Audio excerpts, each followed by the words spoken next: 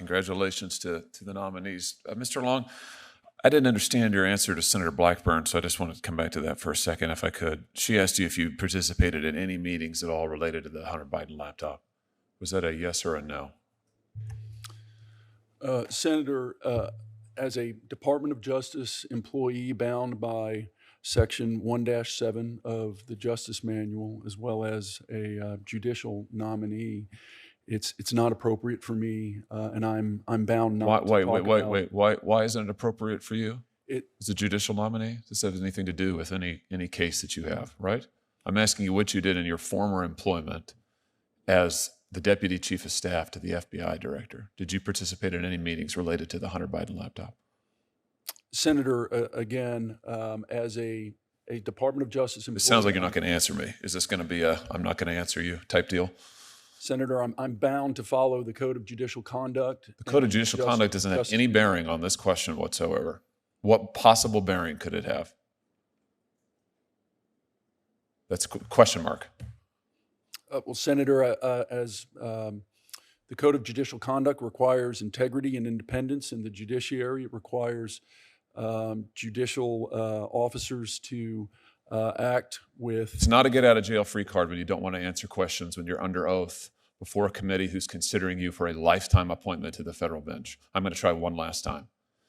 Did you participate in any meetings during your time as Deputy Chief of Staff or Acting Chief of Staff related to the Hunter Biden laptop, yes or no? Senator, again, I'm not permitted to answer. Oh, you are permitted to answer. You don't want to answer because it would be inconvenient for you.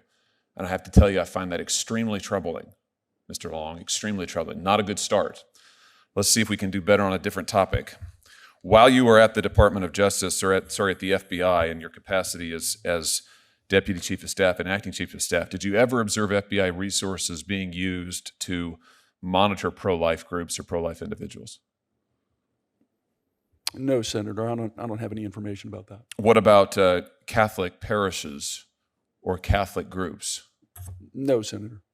So, now, I notice you're happy to answer those questions, but you're not happy to answer the Hunter Biden question. They're not qualitatively different. I'd just like to note that for the record. You familiar with this memo generated by the FBI field office in January of 2023 regarding the infiltration of Catholic parishes by the FBI? I'm sure you've seen this in the news. I've not seen that memo, but I've seen news reports relating to that memo. Well, let me tell you what's in the memo. In the memo, the FBI field office in Richmond recommends infiltrating Catholic parishes that it deems traditionalists associated with the Latin Mass, recruiting FBI informants within those parishes to monitor speech within the parishes. The House Judiciary Committee has later learned, this is in a letter dated April 10th, 2023, that the FBI relied on at least one undercover agent to produce its analysis in this memo, and the FBI has proposed that its agents engage in outreach to Catholic parishes to develop sources among the clergy. Did any of this occur while you were at the FBI? Senator, I've not been at the FBI in over 2 years. That's not my question. Did any of this occur while you were at the FBI? Did you see anything like this happening while you were at the FBI? I did not, Senator. Do you think it's appropriate? Senator, I haven't worked at the FBI in I'm not asking you that. years. I'm asking you, do you think this is appropriate? Do you think it's appropriate to recruit informants in Catholic parishes? Senator, I don't know the circumstances underlying that memo. I have not reviewed that memo. It wouldn't be appropriate for me to comment on it. It's not appropriate for you to comment on whether or not the federal government of the United States should be infiltrating religious entities and organizations and trying to recruit informants and sources in the clergy? You don't have an opinion on that? You want a lifetime federal appointment to the judiciary to conduct impartial justice, but you can't say that this is inappropriate? You know, let me give you a refresher course. The Attorney General of the United States sat right where you were sitting, and he couldn't run away fast enough from this. He said it was a gross abuse of department authority. He claimed that it had never happened. He was not telling the truth, it turns out. But he said that if it was happening, he put a stop to it immediately, because it was grossly inconsistent with the First Amendment of the Constitution of the United States. Can you say that?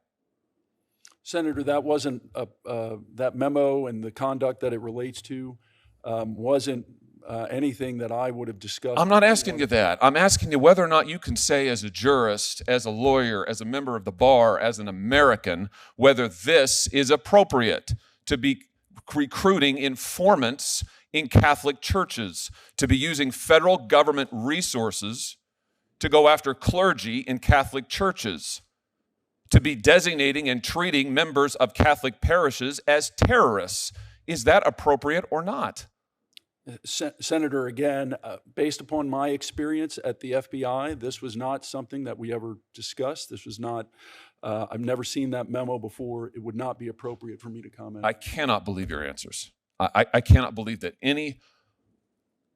I can't believe anybody who would come before this committee would look at this and look at what they have tried to do and just listen to the Attorney General, for heaven's sake, and would not say it's grossly inappropriate, this should never happen. I'm absolutely stunned by this. And for that reason, among others, I cannot support your nomination.